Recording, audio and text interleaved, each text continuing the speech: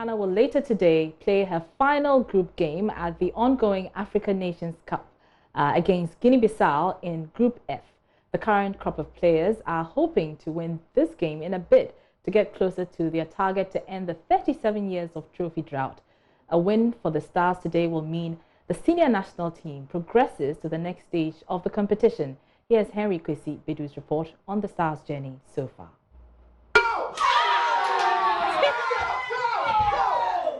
The journey so far has been full of pain and anguish for many fans.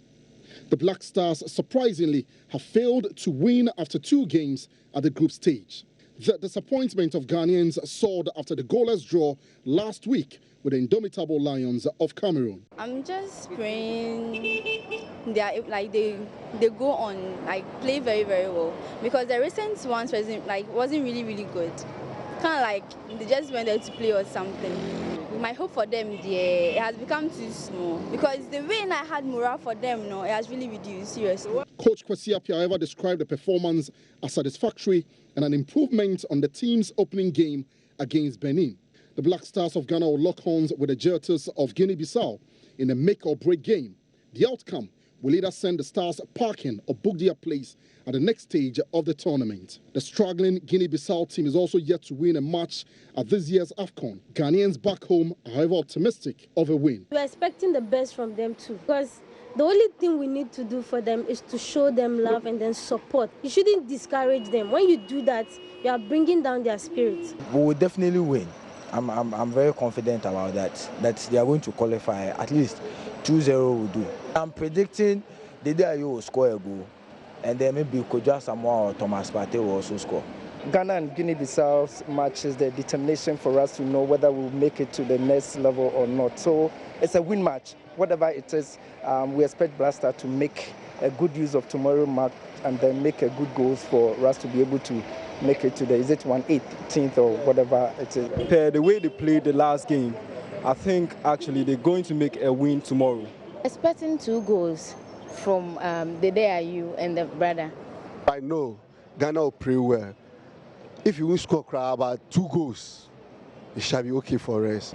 Oh, I expect Ghana to win to qualify to the next stage. Winger Christian Atsu is a major doubt for the game. This was revealed at the pre-match media engagement. Japan has returned to training to join the group. Christian Atsu, coach, has indicated, he did say so during the pre-match, that Christian Atsu would not be available for selection in our game against Guinea-Bissau. A second-place finish for the Black Stars will set up an epic clash with rivals Nigeria. But in the case Ghana draws with Guinea-Bissau, the Black Stars will face Morocco or Egypt. In Ghana's last triumph at the 1982 edition of the Africa Cup of Nations, the team drew in its first 2 games and went on to lift the trophy. Coincidentally, the second game was a scoreless draw with Cameroon. Just maybe, history might be repeating itself. Henry Kwesi Bedu's report for JoyNews. Ghana all the way. Hey, Ghana, say yeah!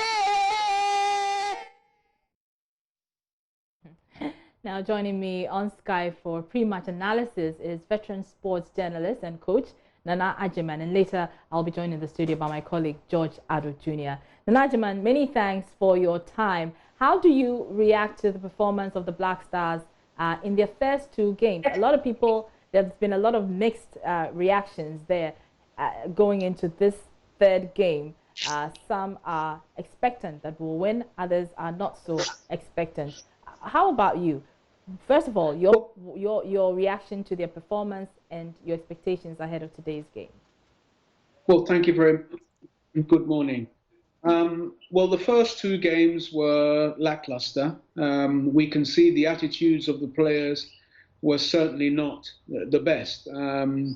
For example, in the first match, we've conceded actually the fastest goal of the tournament so far. And I don't think that's an accolade that we really wanted, to be honest. But it illustrated quite clearly that there was a lack of focus, a lack of concentration amongst the boys in camp.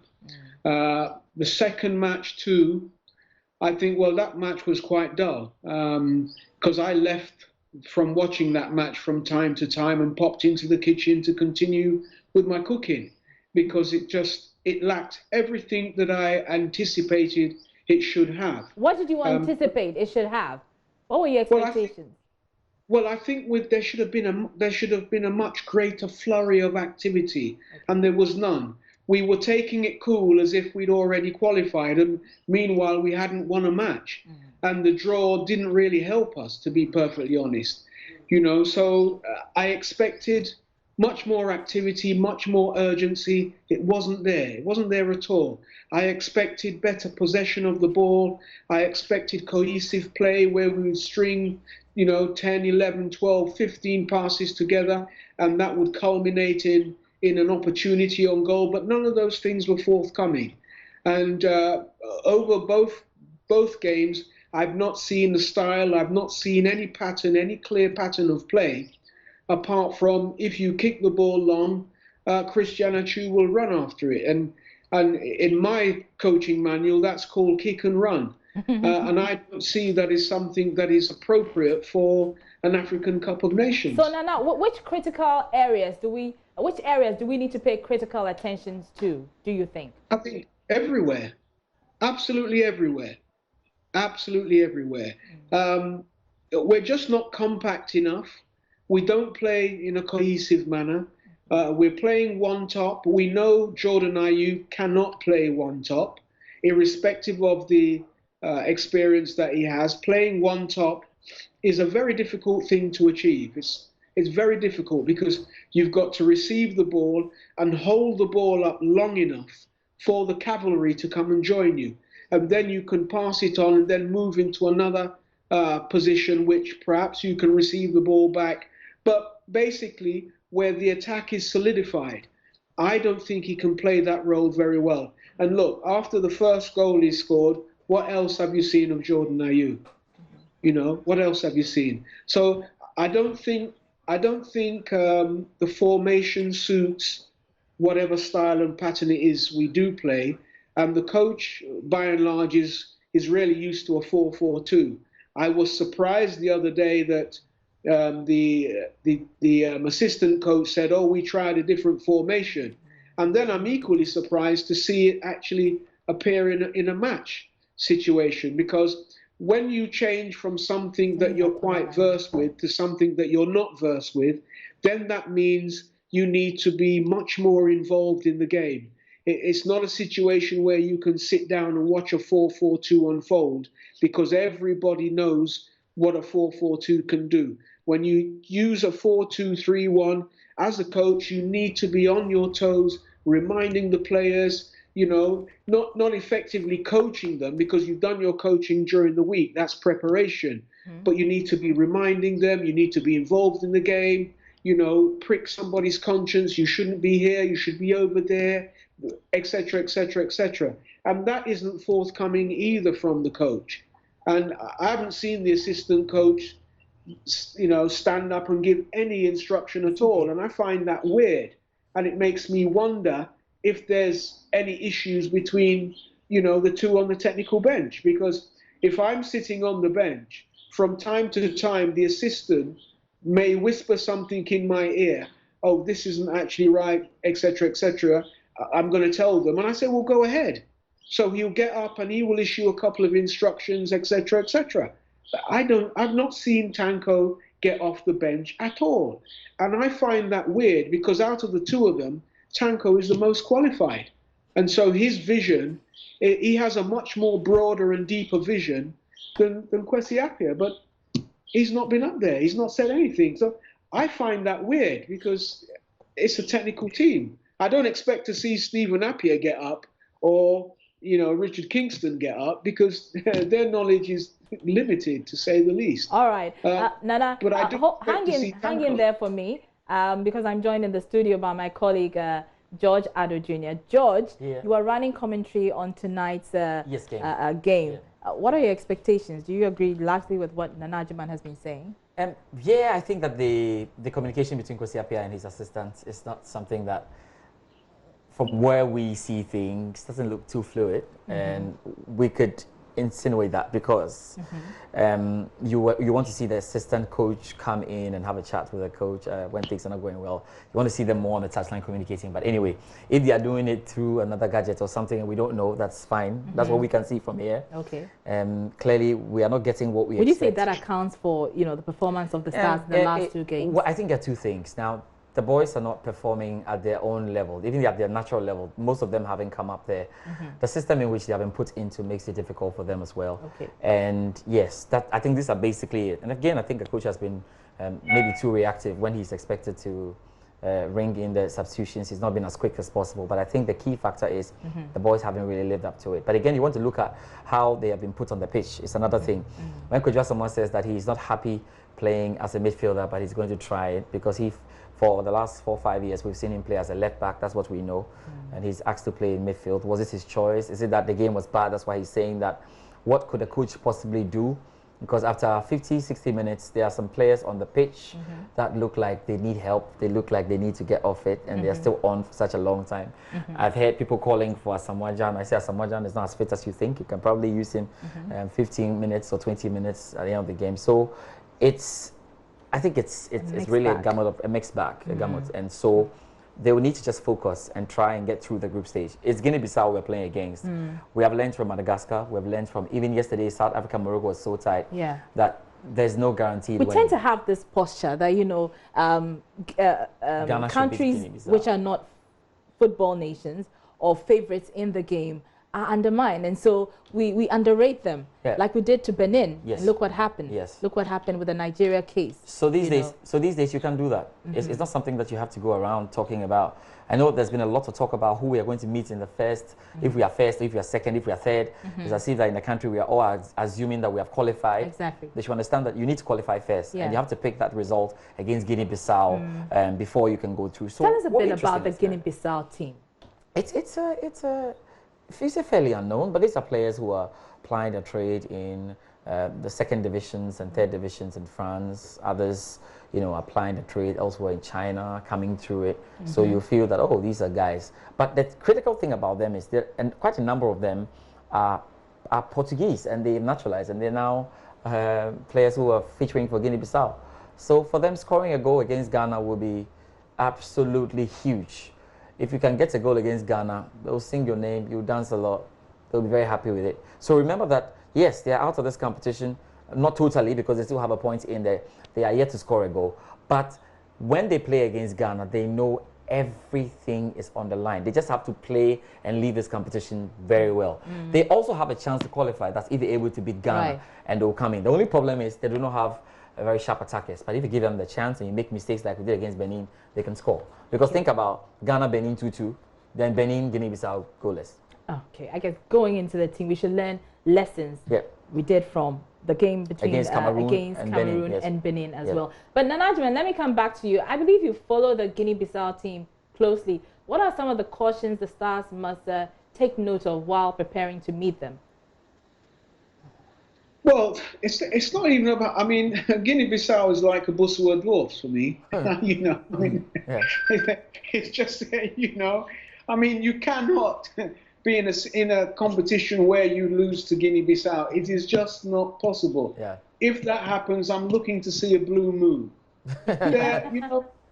Seriously. The only thing about Guinea-Bissau which is different to us is their attitude.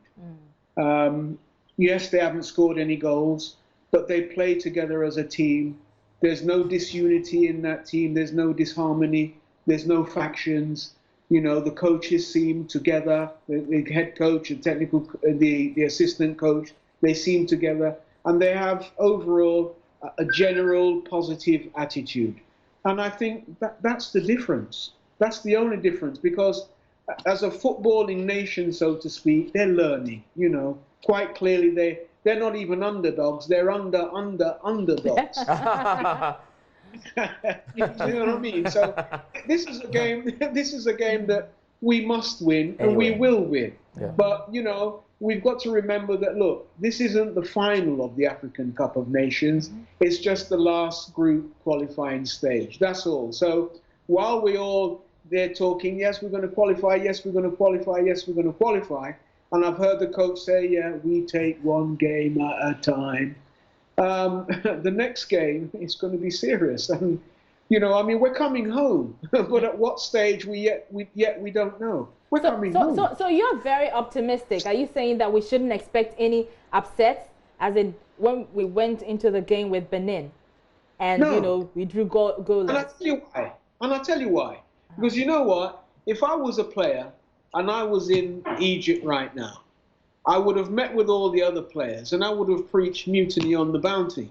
Because I would have said that, look, after 15 minutes of trying what our coach is saying we should do, if there's no premium, let's go and do what we do best. Yeah. Let's go and do it ourselves. Because you've gone 2 games following what the coach has done. It's not even 2 games. Look, the friendlies we played. You know, we lost to Namibia. They're the whipping boys of another group. Yeah. Just like Guinea-Bissau. And then we drew with South Africa. And we saw how well South Africa played against the Moroccans. Can we replicate that? Can we replicate that against Morocco the same way the South Africans did? I say, no, we can't. No, we can't. Here's some whipping boys that we will face and we will go through. The big challenge, the big problem is, who do we face next? Can we beat them? That's the big issue. Because it's not the final. It's the last game. And look at the tension. Just the last game. Oh my word. All right, thank you very much, Nana Ajiman, for your thoughts on that. But right. George is still in the studio with me. I mean, we have about how many? Less than 6 hours to go for the match. There's mixed feelings about this match. You know, there are those who are pessimistic and there are those who are optimistic, saying that the cup is for the stars. Yes, it's all for them. So what shouldn't they be doing? Yeah, the Black Stars. Exactly. What shouldn't they be doing? You know, I think it's fine to dream. It's fine to hope. It's a space. You don't pay for it, so you can dream the Black Stars will win it. But we would be concerned about what we have on paper and how the Black Stars are playing. It's true that if the Black Stars lose to Guinea-Bissau, then we had no business in the competition. So we think that the Black Stars should win. Now, what happens if we draw? Even if we draw, we still have an opportunity to qualify because we are on 2 points with Benin. Assuming Cameroon beat Benin, which we're expecting to happen, if we draw, we go 3 points, Benin have 2 points, we still qualify. I mean, the qualification routes are just many, and we are going to find a way through it. Unless, of course, we lose. If we lose the game, then that's a different one. Even if we draw to Guinea-Bissau, that would be a different discussion. But like Nana was saying, we are looking at how the other teams are coherent and the cohesion. When you look at Algeria, even when you look at Senegal, we're struggling a bit. You look at Morocco, you look at Egypt. We do not see the same. Like he said, even South Africa played against Morocco. You could see organization in that South African team, even Namibia. So we are hoping that going forward, in this particular game, we play, we win, but we see some improvements that will give us hope that when we get into the next round, the team will get better. I also believe that the group stage is entirely different from what will happen when the knockout stages begin, as we have seen. But there's also always no guarantee. If we are first in our group, that's in the event Benin lose to Cameroon, we are coming up against the likes of Mali or Tunisia, who have played very well already in this tournament. If we are second in the group, like most of us expect, because we think Cameroon will beat Benin, then we play against Nigeria. That will be an interesting game. If we come third in our group, then we're likely to meet Algeria and Morocco, who are like one of the best so far we have seen. So it should be more about what we are preparing and what we are doing to face the next critical hurdle, which is a round of 16. I see. So it's tight. We definitely have to win in this game. Thank you so much, George Ado Jr., my colleague here at JoyNews. Earlier we heard Coach Nana Ajiman there with some pre-match analysis.